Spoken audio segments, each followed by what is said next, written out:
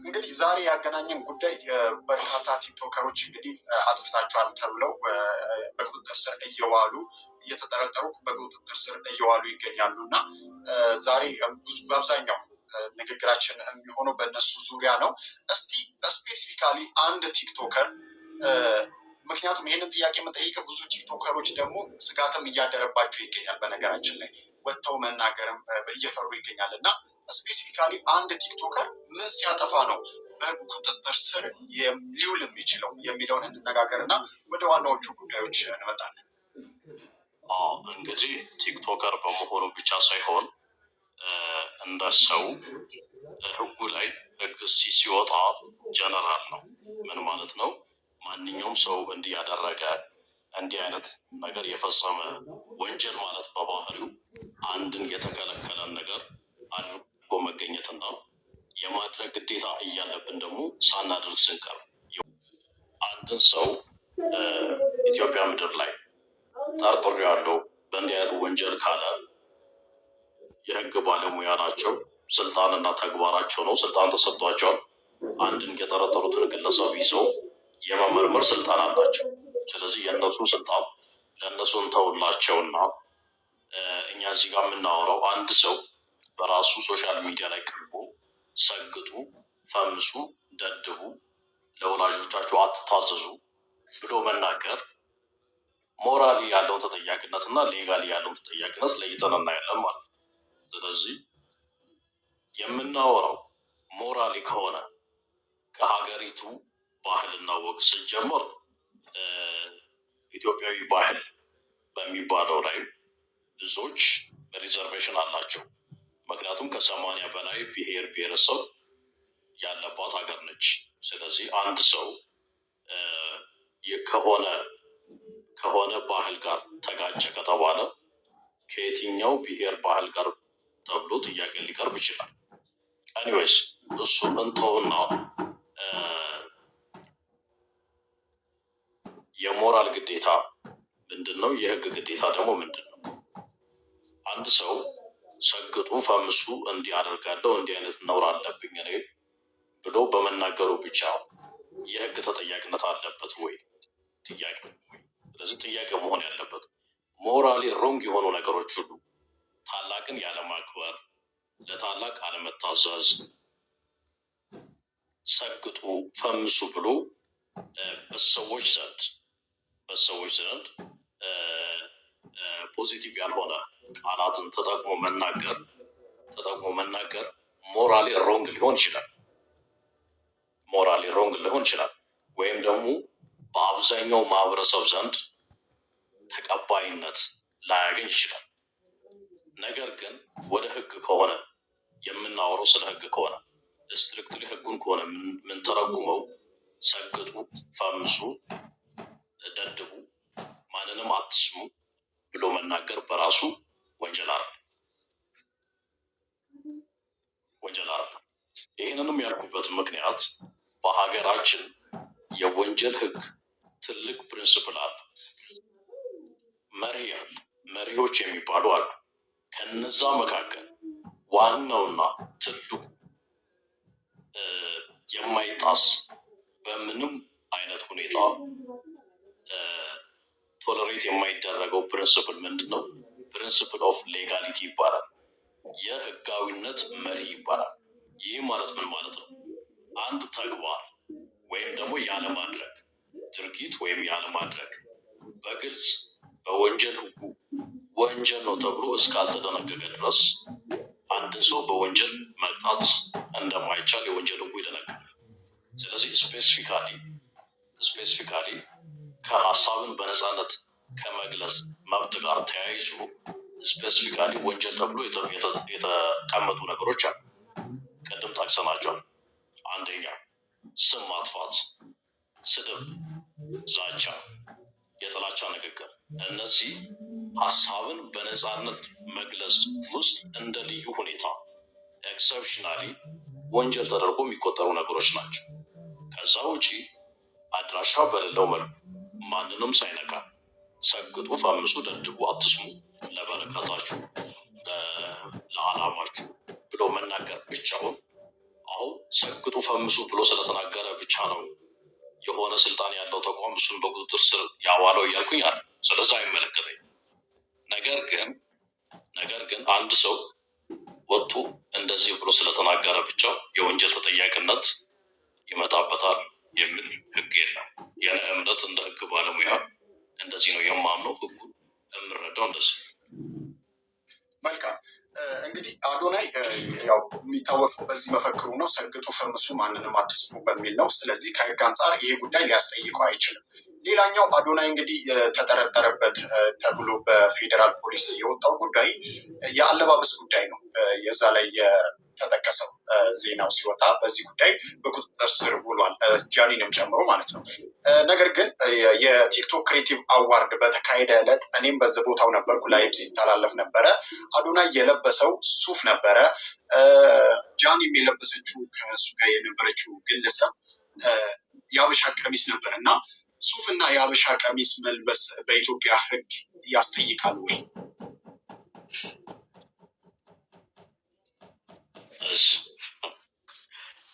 ምክንያቱም እኛ የሚያገባን ስለ ህጉ ነው ለመነጋገር እዚህ ጋ የመጣ ነው።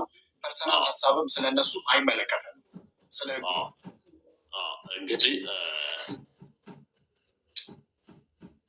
በመጀመሪያ ደረጃ መታወቅ ያለበት አለባበስን በተመለከተ ከማህበረሰቡ ሞራልና ከወግ ከባህል ጋር የሚጻረር ነው ብሎ ጀጅመንት ለመስጠት እሺ ንብረት አመሰግናለሁ ብራዘር። ጀጅመንት ለመስጠት የትኛው ብሔር አለባበስ ነው፣ የትኛው ማህበረሰብ አለባበስ ነው፣ እሱ ራሱን የቻለ ጥያቄ ነው። እዚህ ጋር የምናወራው ለግልጽ ለማድረግ እዚህ ጋር ያላችሁ ሰዎች ስፔሲፊካሊ ስለ አዶናይ ስለተባለ ግለሰብ ወይም ደግሞ ስለሆነ ተቋም አለ። እኛ የምናወራው ቲዮሪውን ነው የምናወራው፣ ህጉን ነው የምናወራው። ከዛ ውጪ መዝገቡ እየታየ ያለ መዝገብ፣ እየተመረመረ ያለ መዝገብ፣ ስለ መዝገቡ እኛ የምናውቀው ነገርም የለም። እዚህ ጋር የምናወራው ነገር መዝገቡን በተመለከተ የሆኑ ሰዎች ተይዘው እየተመረመሩበት ያለውን መዝገብ እኛ የምናውቀው ነገር የለም። በእኔ በኩል ናቲም ተመሳሳይ የሆነ እንትን ነው ያለው። ስለዚህ እኛ የምናወራው አንድ ሰው እያልን ነው የምናወራው። አንድ ሰው ሱፍ የለበሰ ሰው የህግ ተጠያቂነት አለበት ወይ ከሆነ ጥያቄው፣ በእኛ ሀገር ህግ ስለ አለባበስ ሰዎች ምን መልበስ እንዳለባቸው፣ ምን መልበስ እንደሌለባቸው፣ የሆነ ልብስ ለብሰው ሲገኙ የህግ ተጠያቂነት እንደሚመጣባቸው የሚገልጽ ህግ የለም። ነገር ግን ለፐብሊክ ሞራል በብርቱ ተቃራኒ የሆነ የሚል በወንጀል ህጉ የተቀመጠ ድንጋጌ አለ። ይህ ማለት ምን ማለት ነው? አንድ ሰው ራቁት በህዝብ ባለበት ቦታ ላይ መታየት አይችልም። ምክንያቱም ከህዝብ ሞራል ጋር በብርቱ ተቃራኒ የሆነ ነገር። ይህንንም ሲነሳ ከእንትን ጀምሮ ነው የሚመጣው ድንጋጌው። ግብረ ስጋ ግንኙነት የመሰለ ነገር በአደባባይ የፈጸመ ወይም ደግሞ ከዚህ ጋር ተቀራራቢነት ያለው ነገር፣ የትኛውንም አይነት ነውር የሆነ ነገር ከማህበረሰቡ ሞራል ጋር በብርቱ የሚቃረን ነገር በአደባባይ ህዝብ ባለበት ቦታ የፈጸመ ሰው የወንጀል ተጠያቂነት እንዳለበት ይደነግጋል።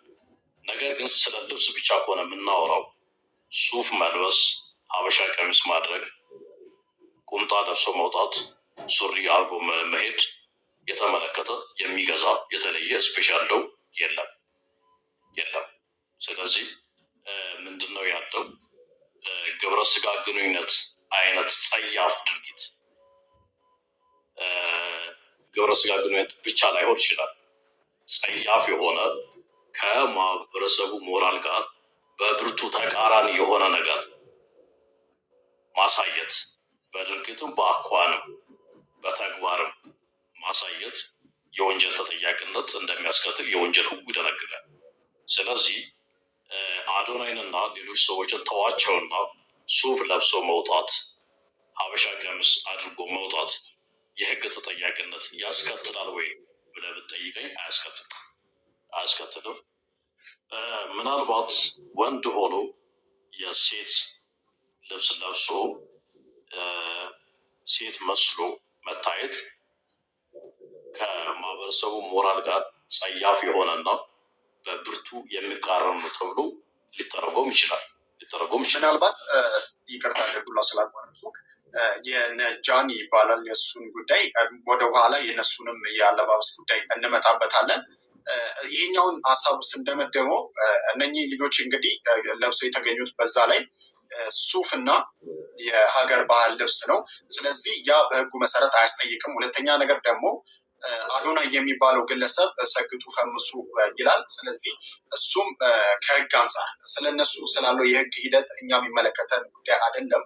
አንተንም እዚህ ጋር የጋበዝኩ ስለ ህጉ ልጠይቀው ህጉ ምን ይላል ነው እና ወረቀት ላይ ስላለው ህግ ነው ልናወራ የመጣ ነው እና እዚህ ጋር ስለዚህ ምንም የሚያስጠይቀው ጉዳይ የለም። ሌላኛው እንግዲህ በሶሻል ሚዲያ ስንል በቲክቶክም ሊሆን ይችላል፣ በዩቲዩብም በሌሎች ፕላትፎርሞች ላይም ሰዎችን የሚሳደቡ እንደፈለጋቸው ያልተገቡ ቃላቶችን የሚጠቀሙ ገንዘብ እየተከፈላቸው የመንግስትንም አካላት ስም የሚያቆሽሹ በጣም ብዙ ስራ የሚሰሩ ሰዎች አሉ እና እነሱ ምንም አይባሉም። ነገር ግን ደግሞ እዚህ ጋር አንዳንድ ሶሻል ሚዲያ ኢንፍሉዌንሰሮች ደግሞ ይያዛሉ። እነኚህ ሰዎች ከህግ አንጻር ለምን ህጉ እነኛን አላያቸው?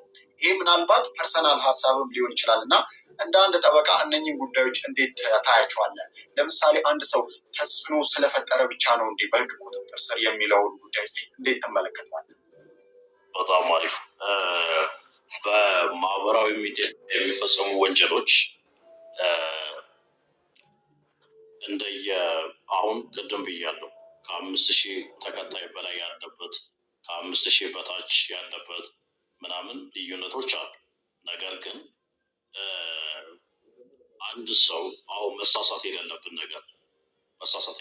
ነገር እነከለ የሚባሉ ብዙም ስምና ዝና የሌላቸው ሰዎች ሰውን እንደፈለገ የተሳደቡ እንደፈለገ ሃይማኖት ላይ ብሔርን መሰረት ያደረገ የጥላቻ ንግግር እያደረጉ ሳይያዙ እዚህ ጋር ደግሞ ይያዛል። ይሄ ኮምፓሪዝን አስፈላጊ አይደለም ማለት ይሄንን ይዘው የመመርመር ስልጣን ያላቸው አካላት አሉ። አሁን የነሱን ስልጣንና ተግባር አንድ ፖሊስ ስልጣን ያለው የክልል የፌደራል ሆነ የአዲስ አበባ ከተማ ፖሊስ አንድ ወንጀል ተፈጽሟል ብሎ በሚረዳበት ጊዜ ወይም ደግሞ የወንጀል አቤቱታ በሚቀርብበት ጊዜ እንዲሁ ጀነራሊ ደግሞ በማንኛውም አጋጣሚ የሆነ ወንጀል ተፈጽሟል ብሎ ሲያምን ያ ወንጀል ፈጽሟል የተባለውን ግለሰብ በቁጥጥር ስር አውሎ የወንጀል ምርመራ የማድረግ ስልጣን አለ። ስለዚህ ከይቅርታ ጋር እዚች ጋር ማነጻጸር ተገቢ አይደለም ሲባል እና ስልጣን አለው ስንል ስለዚህ ደስ ሲለው ህጉን የሚያስፈጽመው አካል ደስ ሲለው ይይዛል የተናገረውን አካል ማለት ጥፋት የሰራውን አካል ደስ ሲለው ደግሞ ላይዝ ይችላል እንደማለት ነው። እንደሱ አይደለም። እንደሱ ሳይሆን በእርግጥ እንግዲህ የምናወራው ፕራክቲሱን ለስልጣንና ኃላፊነት ላላቸው ሰዎች እንተዋለን። ፕራክቲሱ ተግባሩን አተገባበሩ የህግ አተገባበሩ። ነገር ግን እኛ እንደ ባለሙያ ወረቀት ላይ ያለው ህግ እንዴት ነው ብለህ ብትጠይቀኝ እኩልነት የሚባል የህግ ፕሪንስፕል አለ። እኩልነት ስለምንድን ነው የሚያወራው ብለህ ብትጠይቀኝ ተመሳሳይ ጥፋት ያጠፉ ሰዎች ተመሳሳይ ቅጣት ይጣልባቸዋል፣ በእኩል አይን ይታያል። እንደውም በአብዛኛው ፍርድ ቤቶች አካባቢ፣ ጠበቆች አካባቢ፣ አቃቤ ህግ፣ የህግ ባለሙያ አካባቢ የሆነች ጀስቲስ ውማን የምትባል ሴት አለች። ፊቷን በጨርቅ የሸፈነች ጎራዴ የያዘች ሴት አለች። የዚህ ትርጉም ምንድን ነው ብለህ ብትጠይቀኝ ጥፋት የሰሩ ሰዎች ባክግራውንዳቸው ምንም ቢሆን፣ ሃይማኖታቸው ምንም ቢሆን፣ ብሔራቸው ምንም ቢሆን፣ አካል ጉዳተኛ ቢሆኑ፣ አካል ጉዳተኛ ባይሆኑ፣ ምንም አይነት ሰው ቢሆኑ ያንን ጥፋት ሰርተው እስከመጡ ድረስ ማንነታቸውን እና ባክግራውንዳቸውን ሳላይ አይነን ጨፍኜ እቆርጣቸዋለሁ። ስለዚህ ብዙ ቁጥርም ይኑራቸው፣ ሀብታምም ይሆኑ፣ ዝነኛም ይሆኑ፣ ድሃም ይሆኑ ጥፋት የሰራ ሰው መቀጣት አለበት። መቀጣት ለምንድን ነው ማይያዝ? ይሄ ፍርድ ቤቱ ላይ ሲሆን ነው። አዎ ፖሊስም ነው ፖሊስም ይሰራል። ይሄ አዎ በሚገባ የጥፋት የሰራው የመንግስት ደጋፊም ይሁን የመንግስት ተቃዋሚም ይሁን ምንም አይነት የኑሮ ስታተስ ይኑረው አንድ ህግን የተላለፈ ሰው ከተገኘ በቁጥጥር ስር በማዋል ምርመራ የማድረግ ግዴታም ኃላፊነትም አለባቸው። ለምንድን ነው ያላደረጉት ካልከኝ የነም ጥያቄ ነው። ይህ ጥያቄ ሊቀርብ የሚገባው ወንጀል እየተሰራ በአደባባይ እየተፈጸመ የጥላቻ ንግግር እየተሰራ ሃይማኖትን መሰረት ያደረገ ብሔርን መሰረት ያደረገ ነገር እየተደረገ ስድብ፣ ነውር፣ ብልግና በብዙ ህጎች ወንጀል ነው ክልክል ነው ተብሎ የተቀመጡ ነገሮች እየተፈጸሙ ለምን ዝም ተባሉ? ታዲያ ለምን ምንድነው ስልጣን ያለው አካል እነዚህን ግለሰቦች ለህግ የማያቀርበው ከሆነ ጥያቄው እሱ የነም ጥያቄ ነው። መቅረብ አለባቸው፣ እንጠይቃለን። ኃላፊነትና ግዴታ አለባቸው ያንን ማድረግ። ስለዚህ ፓርሻሊቲ አይኖርም ማለት ነው። ኢምፓርሻል ነው ህግ፣ ኢምፓርሻል ነው፣ እኳሊ ነው ሁሉም አፕሊካብል መሆን የሚገባው። መልካም። እንደ አንድ ጠበቃ ህግን በደንብ እንደሚረዳ ሰው እና በህጉ ዙሪያ እንደሚያማክር እና ረጅም ጊዜ ምናልባት ዲቴል ላላውቀው እችላለሁ የረጅም ልምድ እንዳለው ሰው የአዶናይና የጃኒ ጉዳይ እውነት ከአለባበስ ጋር ብቻ የተያያዘ ነው? በዛ ብቻ ነው በቁጥጥር ስር የዋሉት ብለህ ታስባለህ? ፐርሰናል የሆነ ጥያቄ ነው። ይህንን መመለስ ያለበት እንግዲህ በቁጥጥር ስር ያዋላቸው ግለሰቡ ወይም ደግሞ ያዋላቸው ተቋም የያዝኳቸው በዚህ ምክንያት ነው እንዲህ ባለ ጉዳይ ነው ብሎ ይህንንም ማስረዳት ያለበት ለፍርድ ቤት ነው። ስለዚህ እኔ በአለባበስ ይታሰሩ በሌላ ጉዳይ ይታሰሩ የማውቀው ነገር የለኝም። ብናውቅም ደግሞ ሂደት ላይ ያለ መዝገብ ስለሆነ ፐንዲንግ ስለሆነ እዚህ ላይ ብዙም ስለ መዝገቡ አንስተን መወያየታችን ያው አብዛኛው ሰው ሚስሊድ ስለሚያደርግ ማለት ነው። ስለዚህ የተያዙበትን አግባብ የማወቅ እድሉም የለኝም። ብናውቅም ደግሞ እዚህ ላይ ለመናገር ትንሽ ከሙያ ስነ ምግባር አንጻር ትክክል አይሆንም። ናቲ መልካም ምላሽ እናከብራለን፣ ሀሳብም እናከብራለን። ከዚሁ ጋር ከዚህ ጥያቄ ከእነሱ ጉዳይ ሳልወጣ አንዳንድ አካላት ጉዳዩን በሽምግልና ለመፍታት እንቅስቃሴ እያደረግን ነው እያሉ በማህበራዊ ሚዲያው ላይ መረጃዎችን እያሰራጩ ይገኛሉ እና በፍርድ ቤት አንድ ጉዳይ ከተያዘ በኋላ በሽምግልና ወይንም በሌሎች ስርዓቶች መፍታት ይቻላል? እንግዲህ በሽምግልና በህግ የሚያልቁ ጉዳዮች አሉ፣ የማያልቁ ጉዳዮች አሉ።